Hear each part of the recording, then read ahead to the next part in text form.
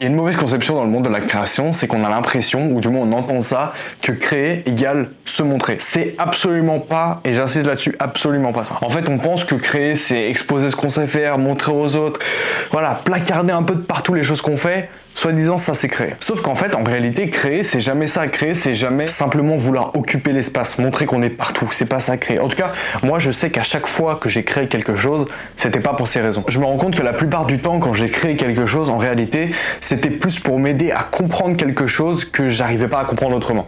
Et ça va faire sens dans ce que je vais t'expliquer. En réalité, il y a deux façons pour entrer dans la création. La première, c'est de créer pour être vu. C'est-à-dire que tu crées pour exister aux yeux des autres, pour que quelque chose de toi, il existe en dehors de toi.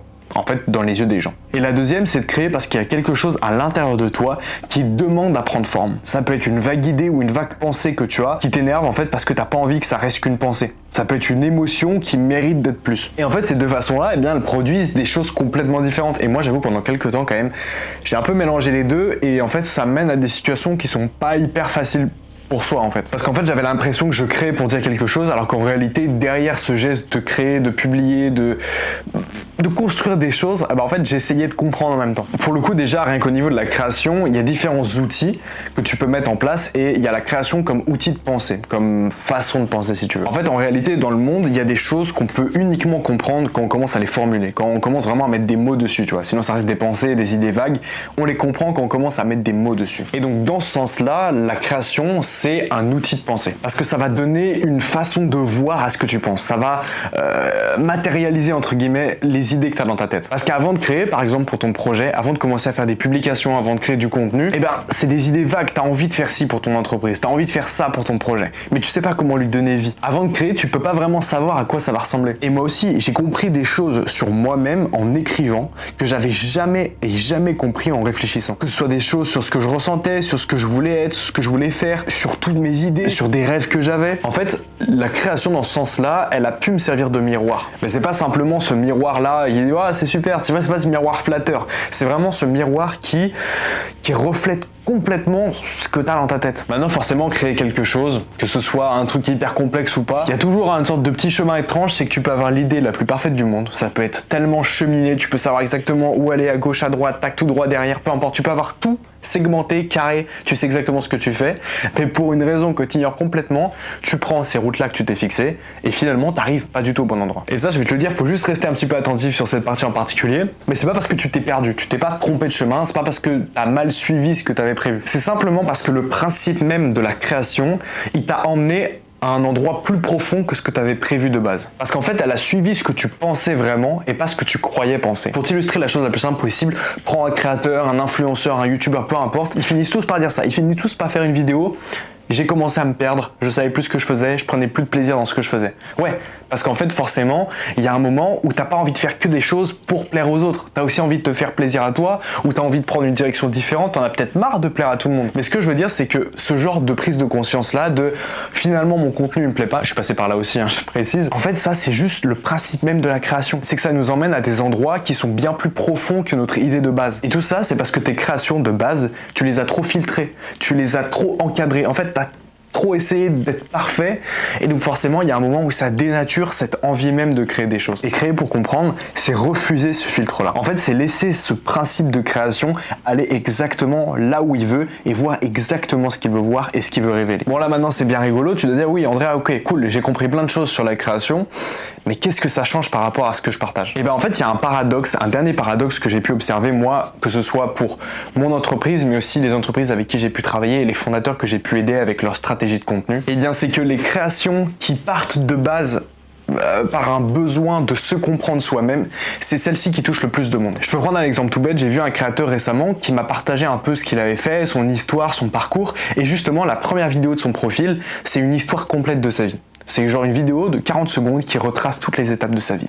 Et en fait, il m'a dit, de base, j'ai fait cette vidéo simplement pour essayer de moi me souvenir d'où je viens et la personne que je suis devenu au fur et à mesure. Il l'a pas fait pour les autres de base, il l'a fait pour lui et il s'est dit peut-être que justement il y a des personnes qui pourront tisser un lien avec ça. Résultat, 1,3 million de vues. Direct, comme ça. Et il m'a dit, hein, j'ai jamais pris autant de plaisir à créer une vidéo. Parce qu'en plus, il est allé repiocher dans ses albums photos, dans ses albums vidéo, de vieilles vidéos, des trucs même dont il avait honte, hein, qu'il partageait. On le voyait faire la fête alors qu'en fait, il voulait pas être ce genre de personne.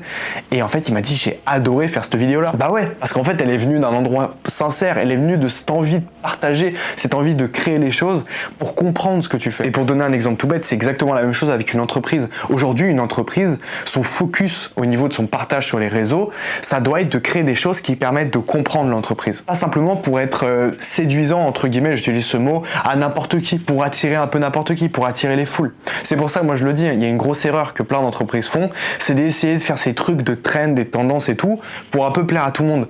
Ça, le plaire à tout le monde, ça plaît à personne. Parce qu'en réalité, les gens qui veulent voir ce contenu-là, ils veulent tisser un lien avec l'entreprise. Et ça veut dire que le contenu en lui-même, il doit raconter quelque chose derrière l'entreprise. Et donc, il doit venir de cette envie de partager valeur, message, de toucher les bonnes personnes, et donc de cette envie de créer initiale. Comme tu as dû le comprendre, dans ce que je dis, la connexion, elle vient pas de ce que tu décides de montrer, elle vient de ce que tu décides de chercher. Alors pour résumer simplement cette vidéo, tu l'auras compris, mais créer, c'est chercher à se comprendre. C'est chercher à comprendre son projet, c'est chercher à comprendre ce qu'on a envie de construire et ce qu'on a envie de partager. Mais c'est l'inverse complet de juste simplement se montrer pour combler un vide ou pour dire de se montrer. Parce que ce que les gens vont recevoir de ta création en la voyant, de ta publication, de ta vidéo, peu importe, ça va simplement être un effet secondaire de ce que toi t'as traversé en la faisant. Et si toi tu crées de base pour te comprendre vraiment ou pour que ton projet il prenne vie, de créer un véritable monde derrière ton projet, et bien ce que tu vas partager, encore une fois pour toi ou ton entreprise ou peu importe, et ben ça va forcément finir par ressembler à quelque chose, à toi ou à ton entreprise.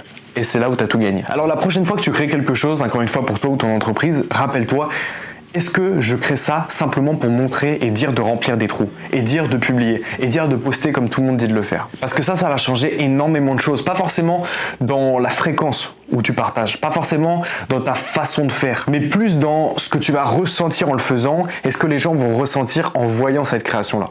Et ça, pour le coup, surtout quand tu as une entreprise, c'est le plus important. Le premier ressenti et l'impact que tu laisses sur les gens. Alors je sais que j'ai dit énormément de choses dans cette vidéo, c'est pour ça que franchement, je t'invite peut-être à la regarder une fois, deux fois, trois fois, prendre des notes, vraiment essayer de distinguer les pièces et de les mettre ensemble pour que tu t'appropries tout ce que j'ai pu dire. Et oui, je suis d'accord avec toi, c'est plus facile à dire qu'à faire. De toute façon, le monde de la création, il est hyper large et tu vas devoir essayer plein de choses. Il y a des choses qui vont marcher, des choses qui vont pas marcher. Ça fait partie du jeu, c'est comme ça que ça marche. Mais je peux te garantir une chose, c'est qu'à partir du moment où tu as cette volonté de créer, et je suis sûr que tu l'as, sinon tu serais pas en train de regarder ça maintenant, et ben maintenant c'est à toi de la nourrir, à toi d'essayer de comprendre justement ce qui t'anime derrière tout ça, et en fait juste de partager ce que tu as envie de partager aux gens, que ce soit encore une fois pour toi, ou ton entreprise, ou même tes passions. Enfin voilà, juste de te faire plaisir, parce que c'est ça le but, c'est qu'on a envie de partager pour laisser un impact sur les gens, et que si ça vient simplement de j'ai envie de poster parce que tout le monde dit de poster, ça touchera personne, ni toi, ni les autres. Alors j'en profite, mais même si là, avec tout ce que je t'ai dit, t'es toujours aussi perdu par rapport à ce que tu as envie de créer pour toi, ton entreprise, tes projets, tes passions, peu importe. Voilà, il y a des idées de partout que tu sais pas comment les filtrer. Alors tu pourras les regarder sur la première ligne de description. Il y a un petit lien avec un léger formulaire pour réserver un appel complètement gratuit avec moi de 45 minutes à 1 heure. Voilà, je réinsiste là-dessus, c'est sans frais, c'est vraiment pour qu'on puisse discuter, se poser sur ton projet, se dire ok, bah voilà, tu vois ça, on aurait pu le partager de telle façon. Ça, tu vois, au niveau de la fréquence, on pourrait faire ci et ça. Ce message, il est pas clair. À qui est-ce que tu essayes de parler, etc., etc. Vraiment les questions de base, mais ça pourrait peut-être déjà t'aiguiller un tout petit peu. Alors si ça t'intéresse de réserver cet appel-là, premier lien dans la description, et en dessous d'ailleurs, tu pourras retrouver tous mes autres réseaux. Si ça t'intéresse d'aller regarder un petit peu à gauche, à droite. En tout cas, voilà, c'était Andrea, c'est la fin de cette vidéo. J'espère qu'elle t'a plu, que tu as pu apprendre plein de choses, et on se retrouve à très bientôt pour une prochaine vidéo.